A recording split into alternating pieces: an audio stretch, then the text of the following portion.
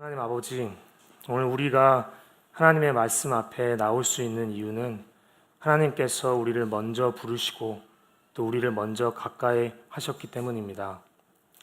하나님의 은혜에 감사드립니다. 오늘 이 시간 말씀을 들을 수 있는 귀를 주시고 또 들은 말씀을 받을 수 있는 마음을 주시고 또 받은 말씀을 순종할 수 있는 손과 발을 우리에게 주세요. 이 시간 함께 하시기를 간절히 구하면서 이 모든 말씀 예수님의 이름으로 기도드렸습니다. 아멘. 자, 벌써 12월 중순입니다. 이제 몇 주만 지나면 2019년이 되는데요. 이맘때가 되면은 참 이런저런 생각에 잠기게 되는 것 같아요. 지난 한 해를 돌아보고 또 앞으로 다가올 한 해를 바라보면서 과연 나는 이번 한 해에 어떤 일들을 이뤘나, 또 다음 한 해에는 어떤 일들을 이룰 것인가, 이런저런 생각을 많이 하게 되죠. 우리 모두는 일종의 전환점에 서 있습니다.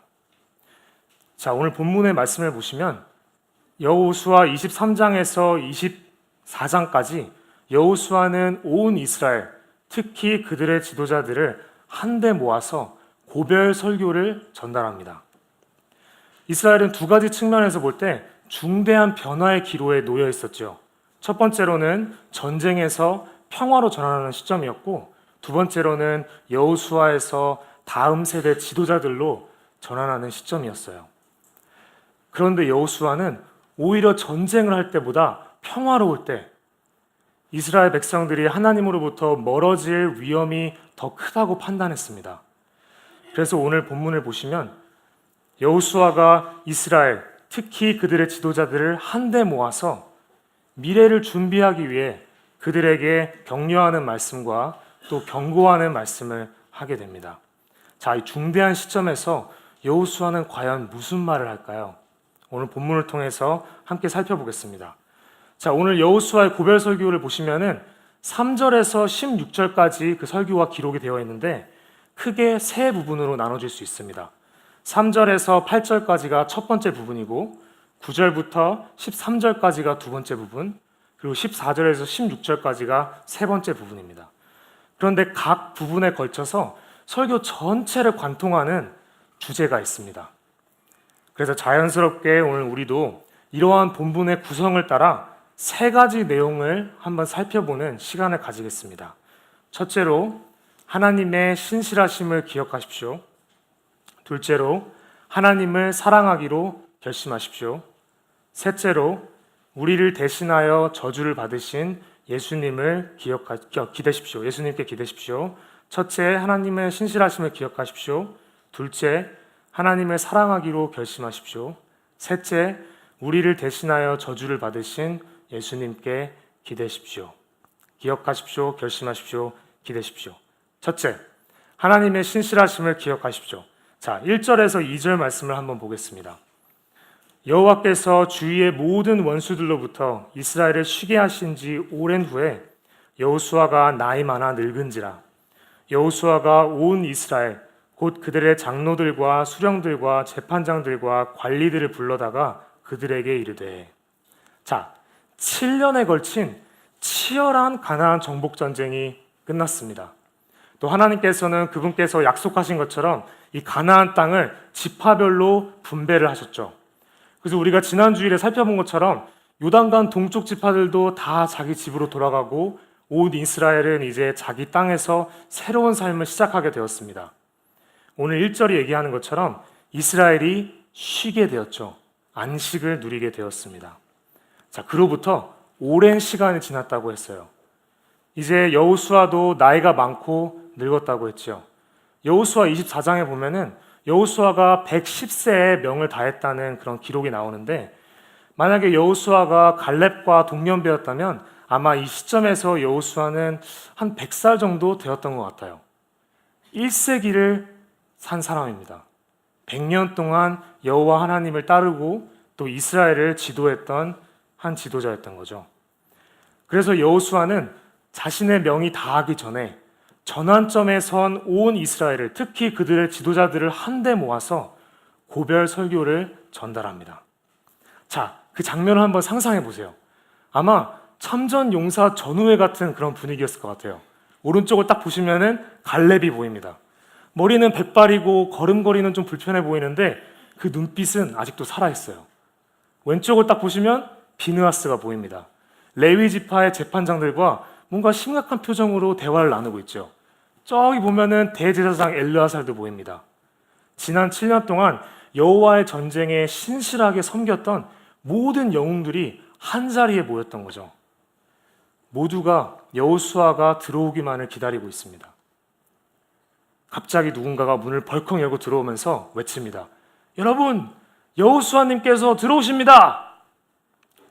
장내가 조용해집니다. 모두가 대화를 멈추고 문만 쳐다봅니다. 여호수아가 들어옵니다.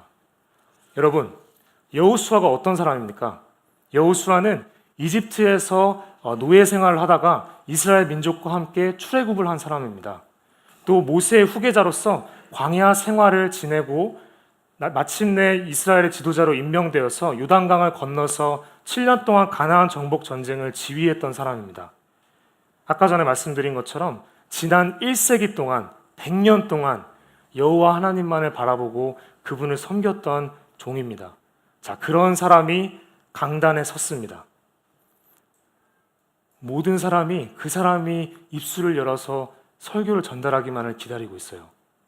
자, 과연 여호수아가 전환점에 선 이스라엘의 지도자들에게 무슨 말을 할까요? 3절에서 5절 말씀을 보겠습니다. 너희의 하나님 여호와께서 너희를 위하여 이 모든 나라에 행하신 일을 너희가 다 보았거니와 너희의 하나님 여호와 그는 너희를 위하여 싸우신 이시니라. 보라, 내가 요단에서부터 해지는 쪽 대해까지의 남아있는 나라들과 이미 멸한 모든 나라를 내가 너희를 위하여 제비 뽑아 너희의 지파에게 기업이 되게 하였느니라. 너희의 하나님 여호와 그가 너희 앞에서 그들을 쫓아내사 너희 목전에서 그들을 떠나게 하시리니 너희의 하나님 여호와께서 너희에게 말씀하신 대로 너희가 그 땅을 차지할 것이라. 자, 여호수아가 말합니다. 이스라엘의 지도자들이여, 과거를 한번 돌아보십시오. 하나님께서는 여러분을 위해서 싸우셨습니다. 또 하나님께서는 약속하신 것처럼 이 가나안 땅을 우리에게 기업으로 주셨습니다. 하나님은 신실하십니다. 자, 9절에서 10절로 한번 가봅시다. 이는 여호와께서 강대한 나라들을 너희 앞에서 쫓아내셨으므로 오늘까지 너희에게 맞선 자가 하나도 없었느니라. 너희 중 한 사람이 1000명을 쫓으리니 이는 너희의 하나님 여호와 그가 너희에게 말씀하신 것 같이 너희를 위하여 싸우심이라. 자, 비슷한 내용의 말씀이죠. 여호수아는 앞으로 다음 세대를 짊어질 이스라엘 지도자들이 과거에 하나님께서 그들을 위해서 얼마나 신실하게 싸우셨는지를 기억하기를 바라고 있습니다. 자, 마지막으로 여호수아가 강한 어조로 말합니다. 14절을 봅시다. 보라, 나는 오늘 온 세상에 가는 길로 가려니와 너희의 하나님 여호와께서 너희에게 대하여 말씀하신 모든 선한 말씀이 하나도 틀리지 아니하고 다 너희에게 응하여 그 중에 하나도 어김이 없음을 너희 모든 사람은 마음과 뜻으로 아는 바라. 여호수아가 이스라엘 지도자들에게 도전을 하고 있습니다. 자, 여러분들 중에 하나님께서 지금까지 우리에게 신실하지 않았다고 생각하는 사람은 손 한번 들어보십시오. 아무도 손을 들지 않죠. 그러면서 여호수아가 분명한 어조로 강조를 하고 있어요. 지난 7년 동안 또 그 이전 동안 하나님께서 신실하신다는 것을 부인할 사람은 아무도 없고 의심의 여지가 없이 분명한 사실이라고 강조를 하고 있습니다. 자, 2018년 끝에 서 있는 여러분은 어떠십니까? 자, 우리도 여호수아의 말을 듣고 한번 기억해 봅시다. 2018년 지난 한 해를 한번 돌아봅시다. 많은 일들이 있었죠. 개인적으로나 가정적으로나 교회적으로나 나라적으로나 많은 일들이 있었어요. 자, 그 모든 일들 가운데 하나님께서 우리와 함께 하셨던 순간들을 한번 떠올려 봅시다. 하나님께서 말씀으로 우리를 위로하시고 격려하셨던 순간들을 한번 떠올려 봅시다. 하나님께서 우리에게 힘을 주시고 또 우리를 이끄시고 인도하셨던 그런 순간들을 한번 떠올려 봅시다. 여러분도 여호수아처럼 지난 날을 돌아보면서 하나님은 신실하시다 라고 고백하실 수 있으신가요? 자, 물론 그 말은 2018년을 다 돌아봤을 때 우리가 하고자 했던 일을 다 이뤘고 또 2018년 한 해 동안 아무런 문제와 고통 없이 정말 좋은 한 해였다 라는 뜻은 아닐 거예요. 왜냐하면 이스라엘을 한번 보세요. 지난 7년 동안 가나안 정복 전쟁을 치르면서 항상 승리만 했던 건 아니었죠. 아이성에서 패배했던 적도 있었고 자신의 동족인 아간과 그의 가족들을 처형해야 했던 적도 있었고 계속되는 싸움에 지쳤던 적도 있었을 테고 또 그러한 싸움 가운데 하나님께서 정말 나와 함께 하시나 의심했던 적도 있었을 거예요. 또 전쟁통에 사랑하는 사람을 잃었던 사람도 있었겠죠. 그런데 그 모든 시간을 다 지나고 난 후에 자신의 생애 끝에서 여호수아는 확신에 찬 어조로 결론을 내립니다. 하나님은 신실하시다. 여러분은 어떠십니까? 2018년의 끝에 여호수아의 고백이 여러분의 그리고 우리의 고백이 되기를 바랍니다. 둘째, 하나님을 사랑하기로 결심하십시오. 자, 이제 여호수아는 하나님에 대해서 말을 하다가 시선을 옮겨서 이스라엘을 향하게 됩니다. 여호수아가 말했죠. 과거를 돌아봐라. 하나님께서 너에게 얼마나 신실하셨는지를 기억해라. 자, 이제 그가 묻습니다.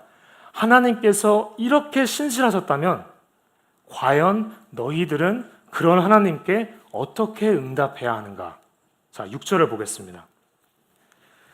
그러므로 너희는 크게 힘써 모세의 율법책에 기록된 것을 다 지켜 행하라.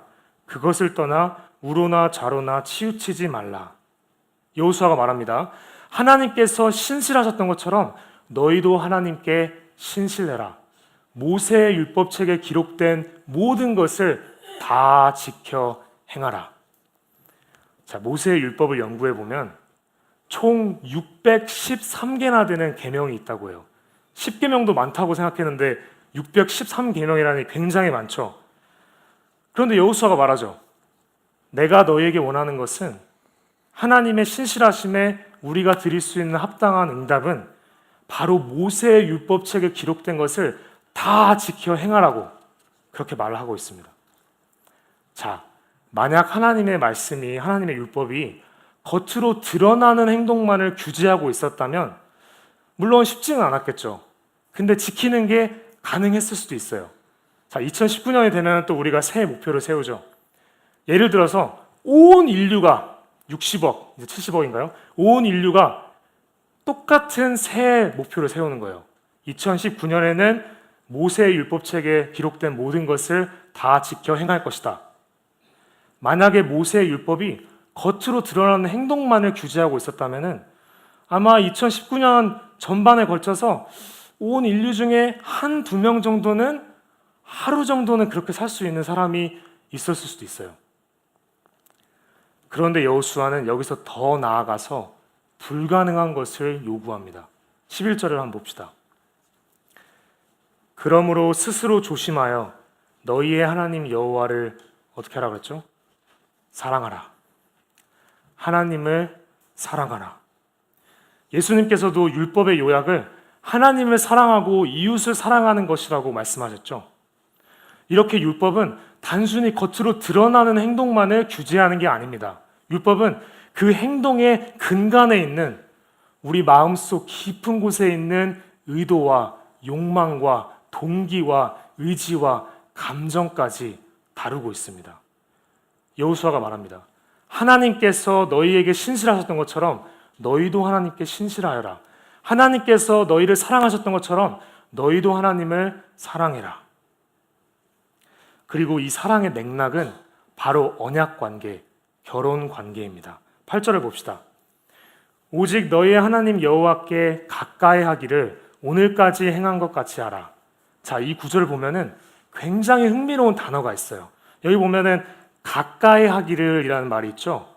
이 히브리어 원문을 보면은 이 동일한 단어가 창세기 2장에 남자가 부모를 떠나 아내와 합하여 한 몸을 이룰지니라 할 때 합하여와 동일한 단어입니다. 풀로 붙인다라는 그런 뜻을 가진 히브리어 단어예요. 그 말은 하나님께서 율법을 통해서 요구하시는 그 본질은 바로 우리와 결혼한 것과 같은 가까운 관계, 깊은 관계, 친밀한 관계를 맺기를 원하신다는 뜻입니다. 여러분, 결혼을 하게 되면 두 사람의 삶이 모든 측면에서 하나가 됩니다. 그 어떤 부분도 서로에게 숨겨지는 부분이 있어서는 안 됩니다. 서로가 서로에게 내 모습을 있는 그대로 보여줄 수 있는 관계가 바로 결혼 관계입니다. 이와 같이 하나님께서도 우리의 삶에서 일주일에 하루, 일요일에 2시간만을 원하시는 게 아닙니다. 하나님께서 우리에게 원하시는 것은 우리의 삶 전체를 원하십니다. 우리의 모든 것을 원하십니다. 우리의 온 마음을 원하십니다. 마치 결혼한 것처럼요. 우리 삶 속에 그 어떤 부분도 그분의 사랑스러운 시선으로부터 숨겨지는 부분이 없기를 원하십니다. 가까운 관계, 합해진 관계니까요. 여러분, 여러분의 삶 속에서 하나님께 숨기고 있는 부분이 있습니까? 하나님, 제 삶의 이 부분은 완전 공개해드릴 수가 없어요. 이 부분은 비공개예요. 하나님, 이 부분은 다른 건 다 좋은데 이 부분에 대해서는 하나님의 말씀을 절대 따를 수가 없어요. 하나님, 다른 부분에 있어서는 제가 하나님의 말씀을 듣겠지만 제가 돈을 어디에 어떻게 쓰는지에 대해서는 간섭하지 마세요. 하나님, 제가 이 사람과 만나서 어떤 관계를 맺는지에 대해서는 참견하지 마세요. 월요일부터 금요일까지는 제 시간이에요. 주말에는 교회 가는 시간 외에는 좀 쉬면 안 될까요? 자, 여러분이 결혼을 해서 배우자에게 그런 말을 한다고 한번 생각을 해보세요. 말이 안 되죠. 이상적인 결혼 관계가 아니죠. 여러분의 삶 속에서 아직도 하나님의 말씀 앞에 내려놓지 못하는 부분이 있다면 여호수아는 분명한 어조로 말합니다. 당신은 외도를 하고 있습니다. 7절을 한번 봅시다. 너희 중에 남아있는 이 민족들 중에 들어가지 말라. 그들의 신들의 이름을 부르지 말라. 그것들을 가리켜 맹세하지 말라. 또 그것을 섬겨서 그것들에게 절하지 말라. 자, 12절로 가봅시다. 너희가 만일 돌아서서 너희 중에 남아있는 이 민족들을 가까이하여 더불어 혼인하며 서로 왕래하면, 가까이하여, 또 나왔죠? 똑같은 말입니다.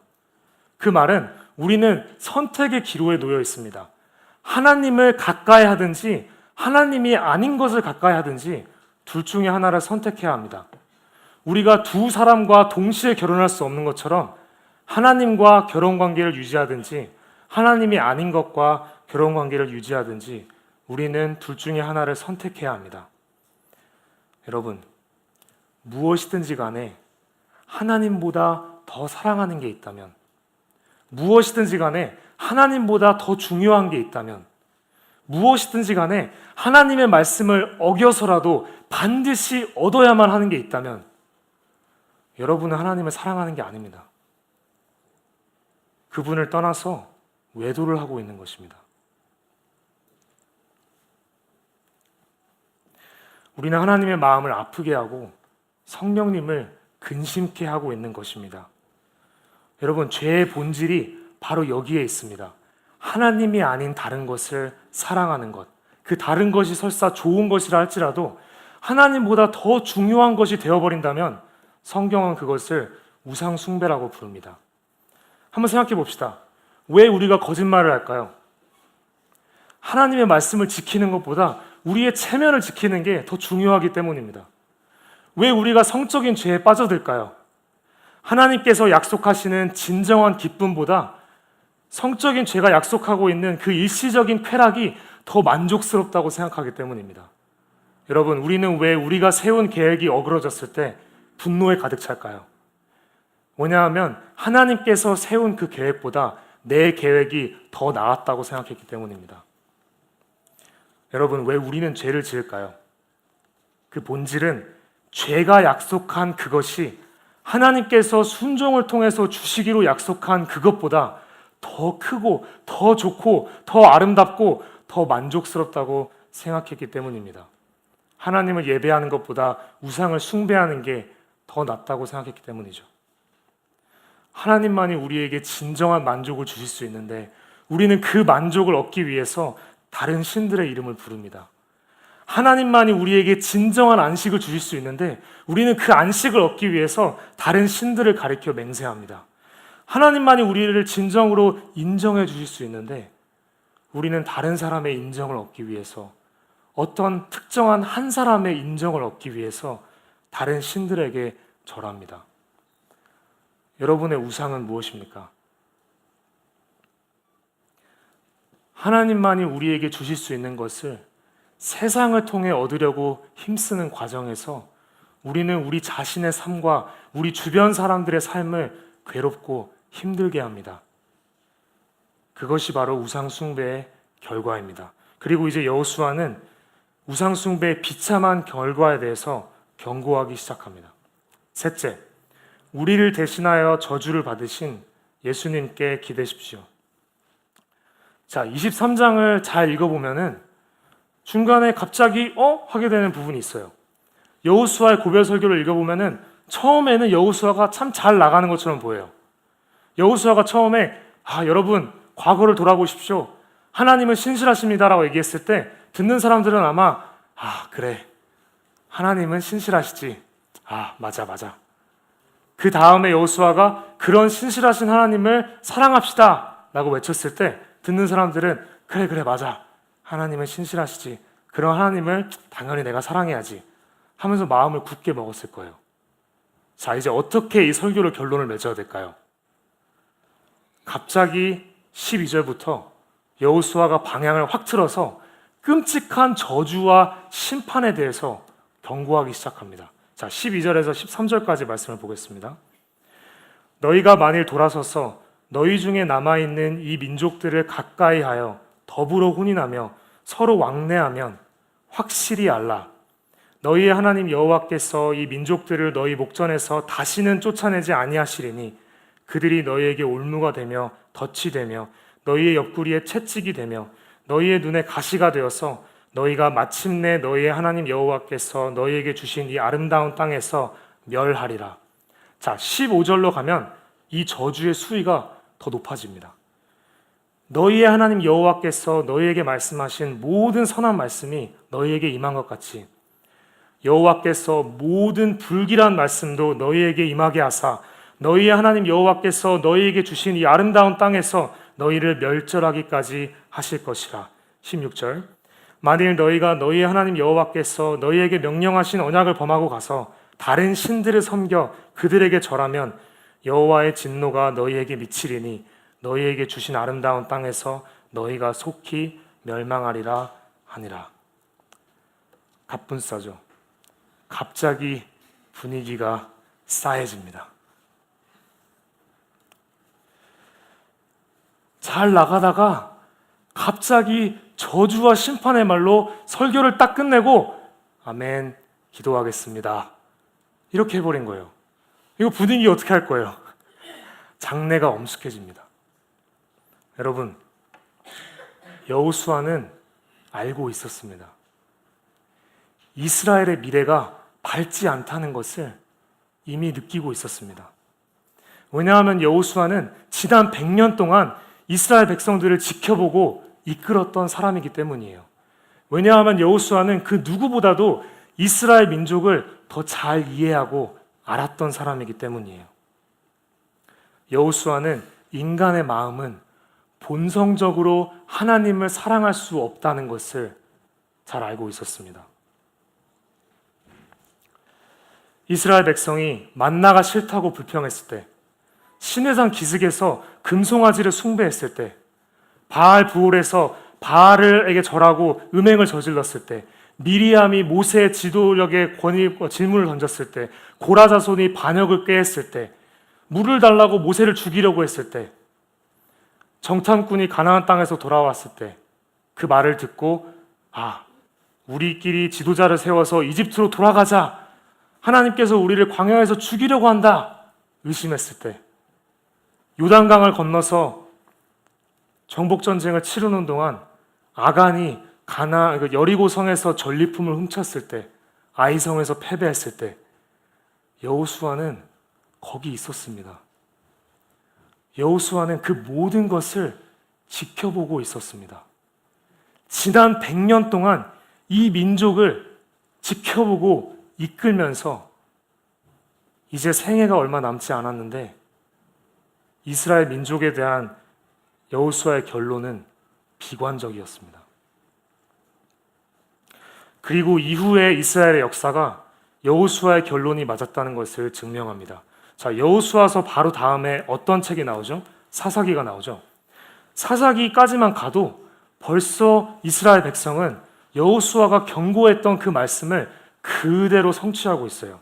자, 사사기서 2장 11절에서 15절을 보면 이런 말씀이 있습니다.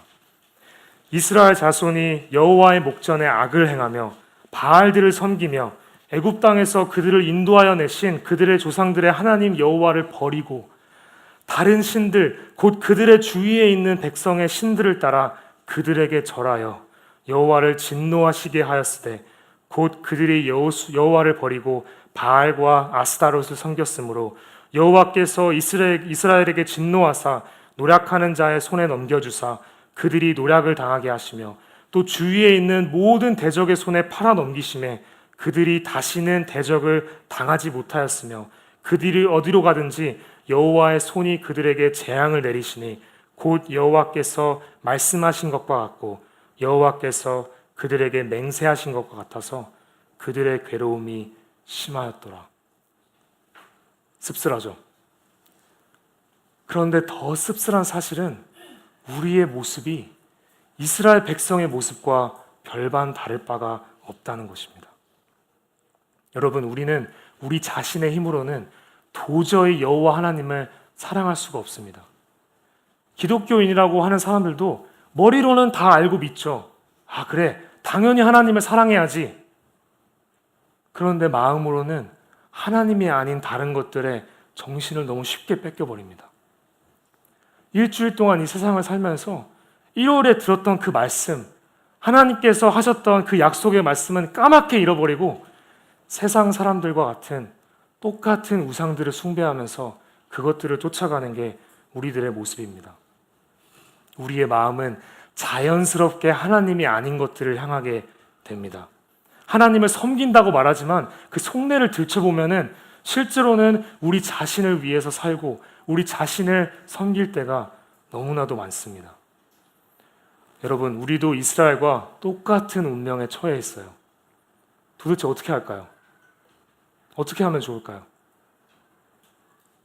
예수님께 기대십시오. 여호수아의 유언대로 이스라엘은 가나안 땅에서 멸절당합니다. 여호수아가 이 아름다운 땅이라고 불렀던 그곳에서 바빌론 포로로 잡혀가게 됩니다. 70년 동안 포로 생활을 하다가 겨우겨우 조그마한 무리가 땅으로 돌아왔는데 과거의 영광을 영영 회복하지 못합니다. 계속해서 침략과 압제 아래 놓이게 됩니다. 하나님께서도 그 시기 동안 계속 선지자들을 보내면서 경고의 말씀을 하셨습니다. 그런데 이스라엘은 듣지 않았습니다. 결국에 하나님은 말씀하시기를 그치고 400년 동안 침묵하십니다. 모든 희망이 끊어지고 어둠이 짙게 깔립니다. 그때 예수님께서 오십니다. 예수님께서는 우리가 살아야 했던 삶을 대신 사셨습니다. 우리는 우리의 마음으로는 도저히 하나님을 완벽하게 사랑할 수 없는데 그분은 자신의 생애를 걸쳐서 하나님만을 온만 다해 사랑하고 섬겼습니다. 그리고 예수님은 우리가 죽어야 했던 죽음을 대신 죽으셨습니다. 이 언약을 범했기 때문에 받아야 했던 그 언약의 저주를 예수님께서 대신 짊어지셨습니다. 그분은 죄인도 아니었고 우상을 숭배하신 분도 아니었지만 마치 자신이 죄인인 것처럼, 마치 자신이 우상 숭배자인 것처럼 우리의 죄를 위해서 우리가 받아야 했던 저주를 대신 받으셨습니다. 바울 사도가 말합니다. 갈라디아 3장 13절에 그리스도께서 우리를 위하여 저주를 받은 바 되사 율법의 저주에서 우리를 속량하셨으니 기록된 바 나무에 달린 자마다 저주 아래에 있는 자라 하였습니다. 그리스도께서 우리를 위하여 저주를 받은 바 되사 율법의 저주에서 우리를 속량하셨으니 기록된 바 나무에 달린 자마다 저주 아래에 있는 자라 하였습니다. 여러분, 예수님께서 우리를 위해 어떤 삶을 사셨고 우리를 위해 어떤 죽음을 죽으셨는지를 바라볼 때 모세도 바꾸지 못했던, 여호수아도 바꾸지 못했던 인간의 마음이, 우리의 마음이 변화되기 시작합니다. 그분의 의가 믿는 그 순간 우리에게 전가되어서 우리는 살게 되고 우리의 죄가 그분께 전가되어 그분은 십자가에서 멸절당하게 되십니다. 하나님께서 우리를 먼저 사랑하셨던 것처럼 우리도 그분을 사랑하게 됩니다. 그리스도께서 우리를 위하여 저주를 대신 받으셨습니다. 여러분, 그 사실을 믿으십니까? 여러분이 그 사실을 믿는다면 여호수아처럼 여러분도 2018년의 끝에서 힘있게 고백할 수 있습니다. 하나님은 신실하십니다. 2018년 동안 여러분의 삶 속에 어떤 일이 있었는지 저는 알 수 없죠. 좋은 일도 있었고 나쁜 일도 있었고 또 그저 그런 일도 있었고 많은 일들이 있었지만 만약 예수님께서 우리의 죄를 위해서 율법의 저주를 대신 받으셨다는 게 사실이라면, 그리고 그 사실을 여러분께서 믿으신다면 여러분도 여호수아처럼 고백할 수 있습니다. 하나님은 신실하십니다. 그분의 사랑으로부터 우리를 끊을 게 아무것도 없습니다. 여러분, 십자가를 바라보십시오. 우리를 대신하여 저주를 받으신 예수님께 기대십시오. 그럴 때 우리는 하나님의 사랑을 깨닫고 그분을 사랑하기 시작하게 될 것입니다. 2019년에도 자신의 아들을 우리에게 내어주신 신실하신 하나님을 온 마음 다해 사랑합시다. 그분을 가까이 하는 한 해가 되기를 바랍니다. 아멘. 기도하겠습니다.